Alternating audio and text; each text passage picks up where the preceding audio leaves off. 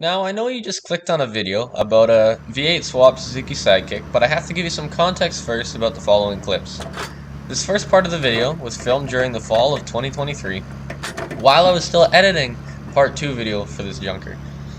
So things might seem a little all over, but I tried my best to make it all make sense. Anyways, thanks so much for 1,000 subscribers and the support on the last video. I honestly didn't think a kid like me throwing video clips together off an iPhone 5 would even make it this far. Well, I'll stop yapping now and let you watch the stuff you came to see. Now she's back in the shop here. I'll see if I can get the drive shaft looking where I want it, and then I'll figure out what my distance needs to be.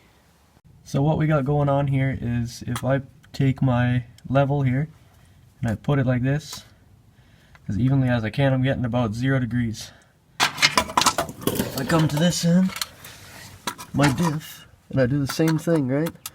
I'm getting about 10 or 9, somewhere in there. So we got a difference of about 9 or 10, which is no good because we need a minimum of 3 degrees of difference between the axle and the trans. I think what I'm going to do is I'm going to take my transmission mount out that I built, and I'm going to cut it down and bring the transmission down, and that should bring our angles closer, hopefully. Well, the angle irons that were there that I cut down were a little too far off since now the transmission had dropped. So I fabbed a new chunk up here. So I'll bolt that to the trans and set it down on the mount and then weld it all up and figure out all my measurements, and I'll reinforce it. But it's definitely going to be a lot stronger than last time because I've learnt a little bit more how to weld since a year and a half ago. It's the next day now, but I ended off yesterday by getting her set down, so I come back here. Pretty sure this is parallel to that. We get about 9 degrees. We're getting about 5 degrees, and it's not quite set in all the way. It's going to drop down another ½ an inch, this part, so we should be bang on with like about a 3 degree difference or 2 degree difference, which is what you want, because you don't want no degree difference unless you have an offset where one is higher than the other, because you still want your U-joints to be doing some sort of flex so that they grease themselves properly. Well, the surface is kind of rough on the cross member, and I need the transmission a little bit higher because it looked like I didn't want it 1 degree off, I wanted it 2 degree off. So I added this plate. It's smoother, easier to weld, right? Like this is a piece of the trans. It's going to be welded roughly about there. But I'll put it all together and then weld it. I put this here for bracing this, and then I'll put a bar from here to here that doesn't do the loop, so it misses the transmission.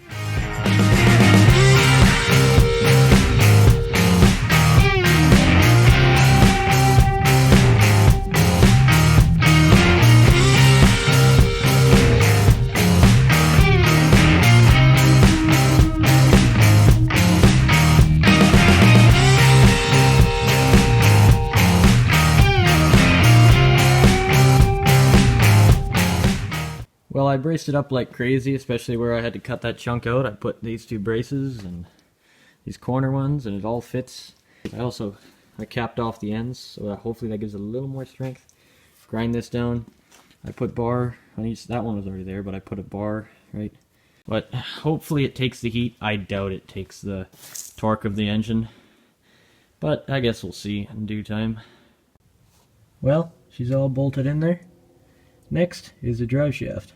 It's looking like we're going to have a 2 degree difference from that to the trans, which is pretty nice. I just pushed the drive shaft right here, quick. It's looking like I'm going to have to slide this collar quite a ways down, which kind of sucks, but I'll get her. And we just barely clear this cross member, so that's nice. I didn't have to notch that. I did end up finding all the pieces that I need to put together this drive shaft. So now I just got to figure out how to use the lathe here that my dad has. This little Chinese one here. He showed me the basics before, right? But never really got the in-depth explanation. So, I mean, he said as long as you don't get yourself too hurt, I'll be fine. So I'll try to stick within those parameters.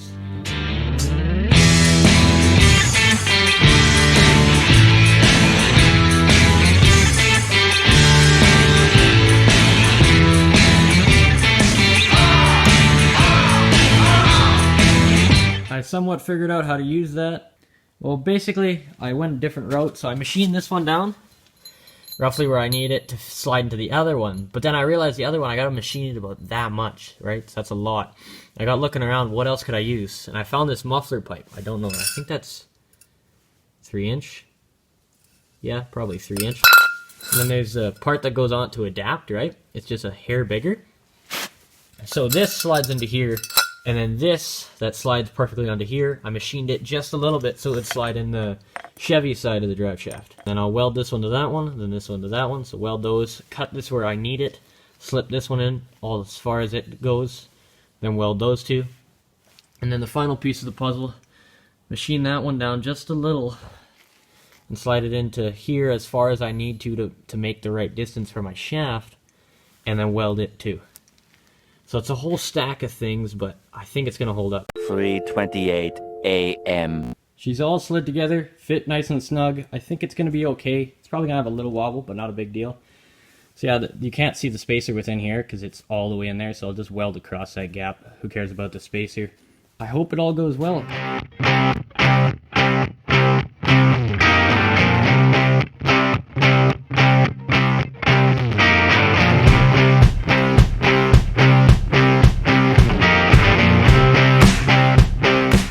Well, I welded her all up, I put her in, I went for a little drive, and not far, just like a couple 100 feet. And then I shut her down for the night, and I was laying in bed, you know, thinking about what all I did that day, and I went, you know, I did something wrong on that drive shaft. I can't think of, what did I do wrong on the drive shaft? Something wrong, and then I went, oh, and I almost yelled out a swear word. I didn't line up my yokes. So I had them almost 90 degrees off, so that normally binds on a drive shaft when you're going like up and down the suspension. What an idiot. What an idiot. Okay. I had to cut all my welds there just above them so that I keep them. I cut them, and then I straightened it out, so now it's straight. So now I can weld it properly. But I guess that's what you get for not thinking the first time. Later that same evening.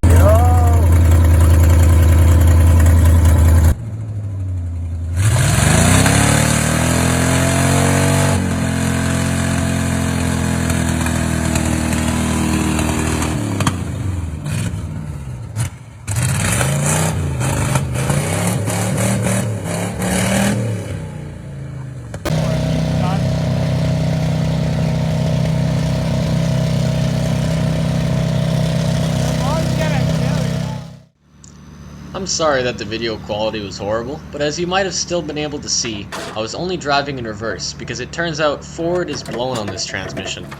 So I parked it and almost forgot about it until this next part of the video, many months later. Like normal on this project, it's been a minute since I even looked at this thing. It's near the end of the winter now.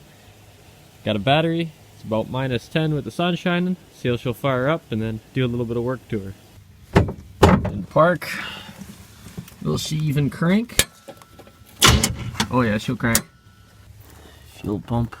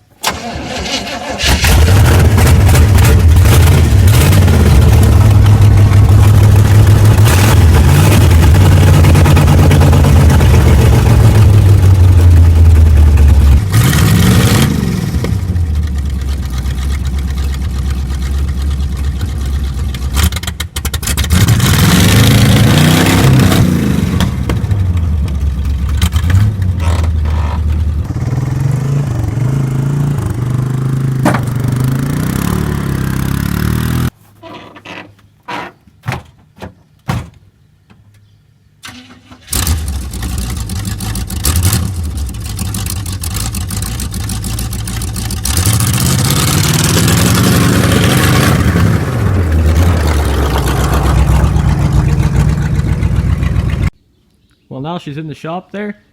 Got a few little things to do. Like I mentioned in the last part, I had gasoline in the oil, so I'll replace the mechanical pump. I got a new one. Old one's out. New one's got a little bit of difference. The nipples are 90 degrees off, but shouldn't be a big deal. And the other little thing is, this one's got a tiny little port, so it only lets a little bit of gas back. This one's full size, so might make a difference to fuel pressure. Shouldn't be a big deal. This is my first time replacing a mechanical fuel pump here, but the little diagram I got with the brand new one tells me, so this is what the Chevy runs. It runs a push rod there. You can't have her on top, you gotta have her down here. Remember my dad told me about that when he used to work on these motors back in the day. Now you can't barely see the little shimmer shine right there? That's a push rod. So I gotta hold that up. They say you can use a hacksaw blade or grease. If you put a bunch of grease in there, it'll help hold it up, and then stab her in.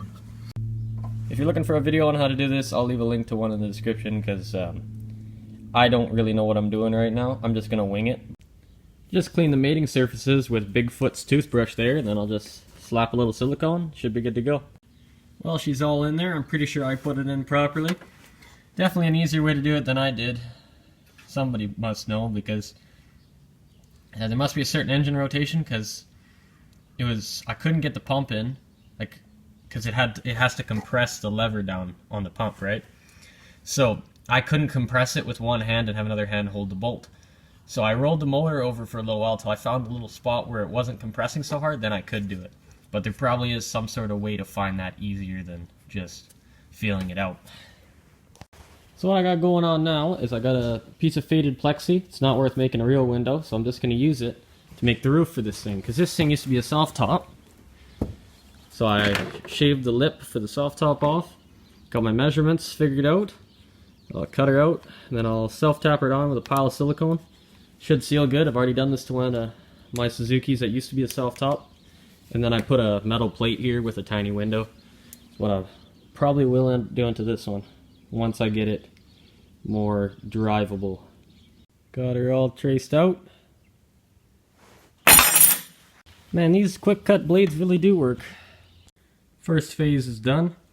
Got the little thing there all self-tapered and silicone underneath. Now I silicone all the edges really good, and then let it set for a few days, because it's not plus 20 right now. I put some Ford Ranger mirrors on because that's all I had.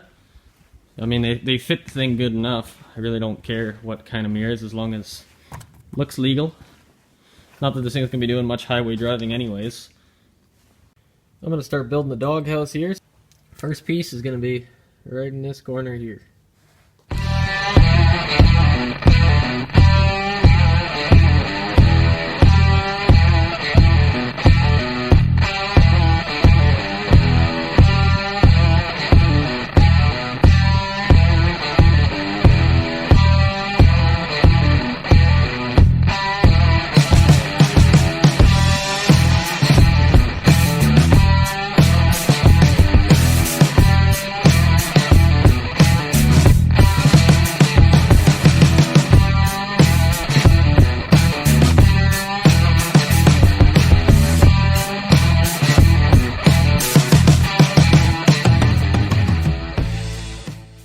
Took me a minute to do, but phase one is kind of done there. I got this side patched up. It's all about the same height right now.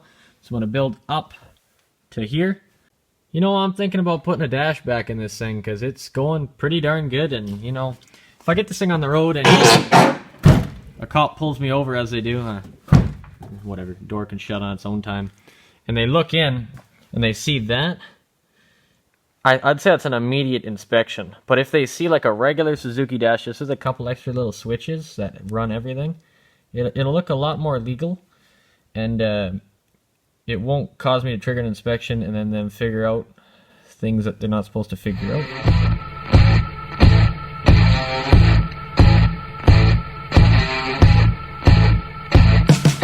Well, I ran out of good metal about halfway through, so had to go get some of the finest sheet metal that the boneyard could offer.